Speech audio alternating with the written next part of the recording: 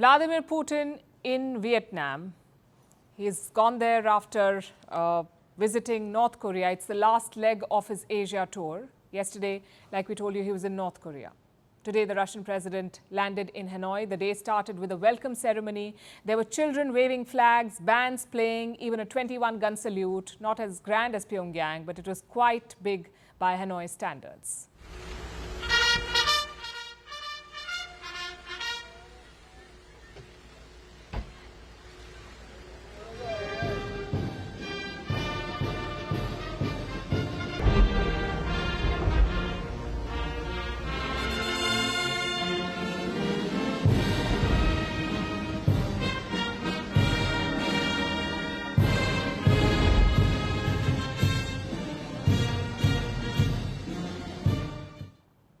After that, it was the business end of the visit. The main focus is their strategic partnership, and it's an old one. In fact, the oldest for Vietnam. Russia was the first country to sign a strategic partnership with Vietnam. They did it back in 2001. Putin was the leader of Russia then too in 2001, and now he's visiting to strengthen this partnership. Russia attaches great importance to the issues of further strengthening the traditionally friendly Russian-Vietnamese comprehensive strategic relations, strategic partnership relations. So Putin met Vietnamese leaders, he held multiple meetings, he talked about trade, signed deals on energy cooperation and discussed some international issues as well. We also touched upon current international issues. I would like to emphasize that the positions of Russia and Vietnam largely coincide or are close. That's the point that Putin is trying to drive home, that the West may be trying to isolate him, but he still has partners and friends. And Moscow's relationship with Hanoi goes back all the way to the 1950s. When Vietnam was a new communist state and Moscow gave it economic support, diplomatic recognition and military backing. Thousands of Vietnamese students studied in Soviet universities, including Nguyen Phu Trong. He's Vietnam's current Communist Party chief.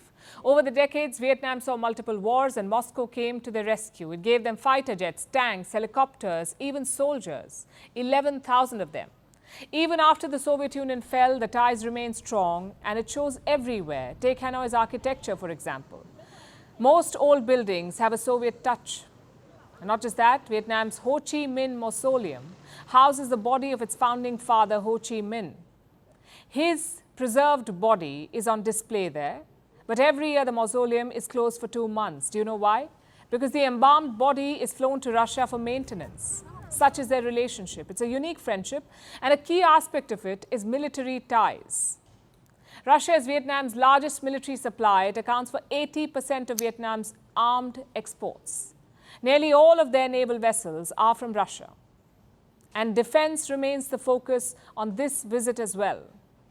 Putin has arrived with his defense minister here, and while Vietnam's reliance on Russian weapons is significant, it is looking to diversify. And that's because of the fear of Western sanctions. In fact, this state visit was also condemned by the United States. So Vietnam doesn't want to take any chances. It is diversifying its sources. Which brings us to the country itself. Why Vietnam? Why did Putin choose Hanoi? And the answer is quite simple.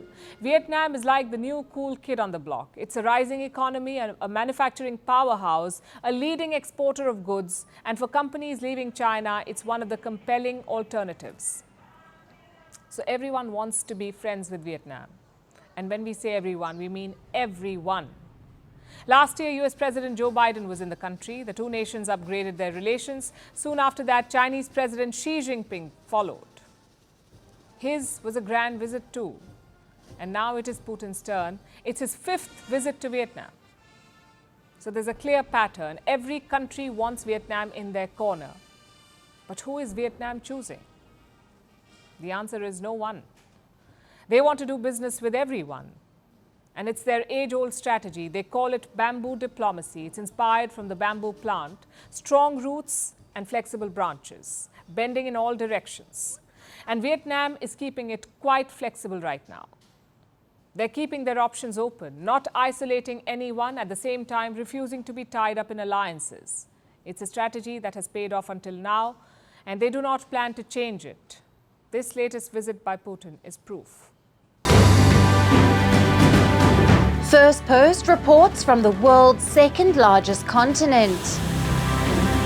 Hello, I'm Alison Lagrange. A very warm welcome from Durban, South Africa.